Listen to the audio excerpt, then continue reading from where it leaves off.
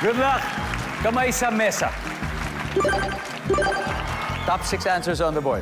Ang tanong, kakabahan ka pag nalaman mong ang driver ng nasakyan mong jeep ay blank. AJ. Bulag. Bulag. Medyo hardworking siya. Ang sabi ng survey dyan ay, wala atak. Kakabahan ka pag nalaman mong ang driver ng nasakyan mong jeep ay Lasing. lasing. Nandyan ba ang lasing? Top answer. Attack, pass, or play? Play! Tara. Let's play this round. Hot flip. Kakabahan kapag nalaman mo yung driver ng sinasakyan mong jeep ay blank. Babae. Babae. Bakit yan? Bakit? Pwede! Dahil, Lalaki kasi. kasi para hindi lang karaniwan na nakikita, di ba? Hindi naman, pero wala namang masama. Baka nga mas magaling pa mag-drive. Di ba? Nandiyan ba ang babae? Bubay, kakabahan kapag nalaman mong ang driver ng nasakyan mong jeep ay? Inaantok. Yun! Pwede! Nandiyan ba yan? Wala. Team Tekla, mag-usap-usap na po kayo. Pepita, bukod sa sili, kakabahan ka.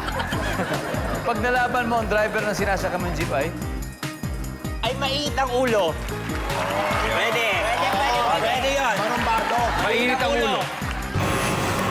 Bakit? Ano ba yan? Jeff, kakabahan kapag nalaman mo ang driver ng sinasakyan mong jeep ay? Kaskasero. See? Actually, mabilis magpatakbo. Mabilis na magpatakbo, Adi. Menor de edad. Menor de edad. Mga tipong 6 years old. Yes. Hindi ka pa naman kabahan nun. Kakabahan kapag nalaman mong ang driver ng nasakyan mong jeep ay blank. Mabilis magpatakbo.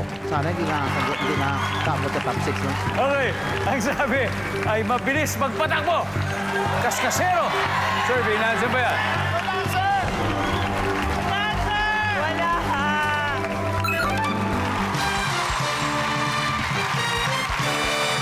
Okay, tignan natin yung mga hindi nakuha. Nandyan ang number 6. Ano ba yung number 6? Manya. Number 5. Number 4. Yeah. Iba sa bulag yun. Iba sa bulag. And finally, number 3. Oh, tapit. Pagkatapos ng 3 rounds, Team Tekla 176. Pero hindi susuko ang Team Bubay. May 78 points.